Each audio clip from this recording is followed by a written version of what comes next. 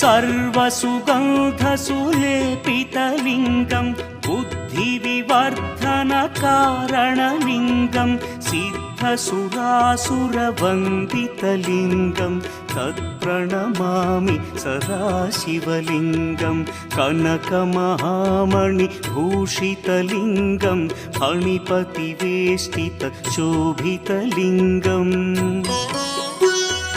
दक्षसुयज्ञविनाशनलिङ्गं तत्प्रणमामि सदाशिवलिङ्गम् कुङ्कुमचन्दनलेपितलिङ्गं पङ्कजहार सुशोभितलिङ्गम् सञ्चितपापविनाशनलिङ्गं तत्प्रणमामि सदाशिवलिङ्गम्